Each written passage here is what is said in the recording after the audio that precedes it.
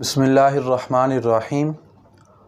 آج کی اس نشست میں صحابی رسول حضرت ولید بن عقبہ رضی اللہ عنہ پر شرپسند عناصر کی جانب سے شراب نوشی کا جو الزام لگایا جاتا ہے اس کا تحقیقی جواب پیش کیا جائے گا، تو توجہ کے ساتھ آپ نے ساری گفتگو کو سننا ہے۔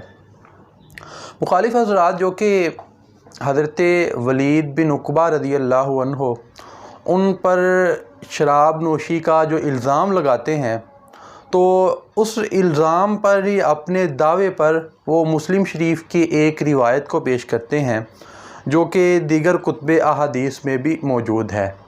اب مسلم شریف کی وہ جو روایت ہے اس کا خلاصہ یہ ہے کہ چند لوگ وہ حضرت عثمان غنی رضی اللہ عنہ ان کے پاس آتے ہیں، ان کے پاس آ کے حضرت ولید بن عقبہ ان کے بارے میں یہ الزام لگاتے ہیں کہ انہوں نے شراب پی کر نماز پڑھائی، اور حمران نامی ایک شخص وہ اس پر گواہی دیتا ہے، تو اس کی وجہ سے جو حضرت عثمان غنی وہ حضرت ولید بن عقبہ کو کوڑے لگاتے ہیں۔ اب یہ جو روایت ہے، اب یہ روایت مسلم شریف میں بھی موجود ہے، بخاری میں بھی موجود ہے، اور دیگر کتب احادیث میں بھی موجود ہے۔ اب اس کا جواب سننے سے قبل چند جو بنیادی باتیں وہ میں آپ کے گوش گزار کروں گا۔ دیکھیں، قرآن پاک کی بہت ساری ایسی آیات ہیں کہ اگر ہم ان کو ان آیات کے سیاق و سباق کے بغیر سمجھنا چاہیں تو ہم اللہ تعالیٰ کی جو مراد ہے اس کو ہم ٹھیک سے نہیں سمجھ سکیں گے۔ تو اسی طریقے کے ساتھ بہت ساری ایسی احادیث ہے کہ ان کا ایک پس منظر ہوتا ہے، اگر ہم پس منظر کے بغیر ان کو سمجھنا چاہیں تو وہ جو ایک حقیقت ہے ہم حقیقت تک نہیں پہنچ سکیں گے۔ تو یہ والی جو روایت ہے مسلم شریف میں کہ جس میں صحابی رسول کو کوڑے لگائے گئے شراب نوشی کے الزام کے سبب، اس کا بھی ایک پس منظر ہے جو کہ انجینئر محمد علی مرزا، مولوی اسحاق اور اس طرح کے جتنے بھی لوگ ہیں وہ پس منظر کو چھپاتے ہیں۔ اب سب سے پہلی بات یہ کہ جو قاضی ہے، قاضی پر یہ لازم ہوتا ہے کہ وہ ظاہر کے مطابق فیصلہ کرے۔ مسلم شریف میں کتاب القضاء میں یہ ایک حدیث مبارکہ ہے، اس میں بھی حضور صلی اللہ علیہ وآلہ وسلم نے یہی ارشاد فرمایا کہ جو قاضی ہے، قاضی کا کام یہی ہے کہ وہ ظاہر کے مطابق فیصلہ کرے۔ تو حضرت عثمان غنی رضی اللہ عنہ ان کی عدالت میں ان کے پاس جب یہ معاملہ آیا، تو چونکہ گواہ جتنے بھی تھے وہ حضرت ولید بن عقبہ کے خلاف تھے، تو اس وجہ سے آپ نے ظاہر کے مطابق فیصلہ کیا۔ تو قاضی جب ظاہر کے مطابق فیصلہ کرتا ہے تو وہ بعض اوقات وہ جون سا فیصلہ وہ حقیقت کے مطابق ہوتا ہے، اور بعض اوقات وہ والا جون سا فیصلہ وہ حقیقت کے خلاف ہوتا ہے۔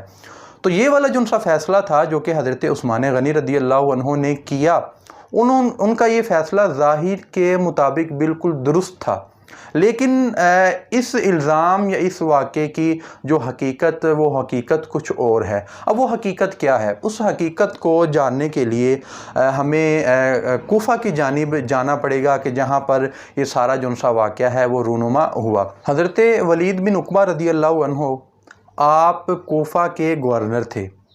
اب کوفہ میں دو طرح کے جن سے لوگ ہیں وہ آپ کے شدید مخالف تھے۔ یہ میرے پاس ہے تاریخ طبری، جلد سوم ہے۔ اب ہماری آگے ساری جتنی بھی گفتگو ہوگی وہ اس کے حوالے سے ہوگی، اور بعد میں اس کی تائید کے لیے جو تاریخ ابن کثیر اس کا بھی میں حوالہ پیش کروں گا۔ تو یہ تاریخ طبری اس کی جلد سوم اور حصہ اول ہے، اور پیج نمبر ہے 312 میں لکھا ہے کہ ان کے ساتھ وہ لوگ بھی تھے کہ جنہیں ولید نے سرکاری کاموں سے معزول کیا تھا، یعنی کہ مخالفین میں سے ایک تو وہ لوگ تھے کہ جن کی نااہلی کے سبب حضرت ولید بن عقبہ نے ان کو سرکاری عہدوں سے معزول کیا تھا۔ ایک تو آپ کے مخالف وہ لوگ تھے، دوسرے آپ کے مخالف وہ لوگ تھے کہ جن کے بیٹوں کو آپ نے بطور قصاص قتل کیا۔ ٹھیک ہے، اب یہاں پر یہ پیج نمبر ہے 308، اس میں جو لوگ ہیں جو کہ آپ کے خلاف تھے ان کا نام لکھا ہوا ہے۔ دوسری طرف ابو زینب، ابو موا اور جندب اس کے کیناور دشمن ہو گئے کیونکہ ان کے فرزند قتل کر دیے گئے تھے۔ یعنی کہ ایک تو حضرت ولید بن عقبہ کے مخالف ایک تو وہ لوگ تھے کہ جن کو آپ نے حکومتی عہدوں سے معزول کیا تھا ان کی نااہلی کے سبب، اور دوسرے وہ لوگ تھے کہ جن کے بیٹوں کو آپ نے بطور قصاص بطور حد قتل کیا۔ اب وہ ان کے بیٹوں کو قتل کیوں کیا؟ کیونکہ انہوں نے ایک شخص کو ظلماً قتل کیا، تو قتل کے بدلے میں ان کو قتل کیا گیا۔ یہ والا جو سارا واقعہ یہ تاریخ طبری جلد سوم اور پیج نمبر 306 میں تفصیل کے ساتھ یہ موجود ہے، جس نے پڑھنا وہ پڑھ لے۔ اچھا، اب یہ والے لوگ تھے، یہ آپ کے شدید قسم کے خلاف تھے۔ اب چونکہ حضرت ولید بن عقبہ نے ان کے بیٹوں کو قتل کیا تو یہ آپ کے شدید قسم کے دشمن بن گئے۔ اب یہ موقع تلاش کرتے رہتے تھے، انہوں نے حضرت ولید بن عقبہ کے پیچھے جاسوس بھی لگا دیے تاکہ ان کی کوئی کمزوری پکڑیں کہ جس کو بیس بنا کے اپنا جو ان سے یہ بدلہ لے لیں۔ تو ایک شخص ان کے پاس آتا ہے اور آ کے ان کو، یہ جو اشخاص جن کا میں نے آپ کو نام لیا، ان کو آ کے کہتا ہے کہ جو حضرت ولید بن عقبہ ہے نا، یہ کسی ایک جگہ پر اپنے ساتھی کے ساتھ بیٹھ کر شراب پی رہے ہیں۔ اب یہ لوگ باہر نکلتے ہیں، وہ ویلا مچا دیتے ہیں، لوگوں کو اکٹھا کرتے ہیں۔ لوگوں کو اکٹھا کر کے جب ان کے گھر میں داخل ہوتے ہیں، اور حضرت ولید بن عقبہ یہ اتنے درویش قسم کے صحابی تھے کہ انہوں نے اپنے گھر کا کوئی دروازہ ہی نہیں لگایا تھا۔ یہ تاریخ طبری جلد سوم اور پیج نمبر 308 میں لکھا ہوا ہے کہ تقریباً 5 سال تک، یعنی کہ جتنی دیر آپ کوفہ کے گورنر رہے، آپ نے اپنے گھر کا دروازہ ہی نہیں لگایا تاکہ لوگ جو ان سے سائل ہے بلا روک ٹوک وہ آپ کے پاس آئے اور آپ کے پاس آ کے اپنا جو ان سے مسئلہ ہے وہ پیش کر دے۔ اچھا، یہ سارے لوگوں کو اکٹھا کرتے ہیں، ان کے گھر میں جب داخل ہوتے ہیں، تو حضرت ولید بن عقبہ کو دیکھتے ہیں کہ آپ کے ہاتھ میں ایک برتن ہوتا ہے۔ تو لوگوں کو جب حضرت ولید بن عقبہ دیکھتے ہیں تو اس برتن کو آپ نیچے چھپا دیتے ہیں۔ تو لوگ آگے بڑھ کے جب اس برتن کو نکالتے ہیں تو دیکھتے ہیں کہ اس برتن میں تھوڑے سے انگور تھے۔ تو یعنی کہ یہ کب سے یہ سازش کر رہے تھے؟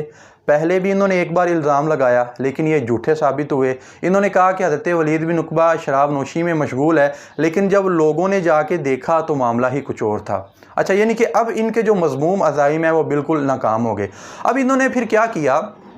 انہوں نے پھر حضرت ولید بن عقبہ کو ناجائز طور پر ان کو بدنام کرنا شروع کر دیا، یعنی کہ انہوں نے افواہیں پھیلانی شروع کر دیں کہ حضرت ولید بن عقبہ نعوذ باللہ معاذ اللہ یہ شراب نوشی کرتے ہیں۔ یہ والا جو سا واقعہ یہ تاریخ طبری جلد سوم اور پیج نمبر 309 میں موجود ہے، لیکن حضرت ولید بن عقبہ اس وجہ سے ان کو اگنور کرتے رہے۔ اگر میں ان کا نوٹس لیتا ہوں تو اس سے یہ خدشہ ہے کہ جو فتنہ فساد برپا ہو جائے گا، اس وجہ سے آپ ان کو چھوڑتے رہے، لیکن پھر بھی یہ والے جن سے لوگ ہیں یہ سکون سے نہیں بیٹھے۔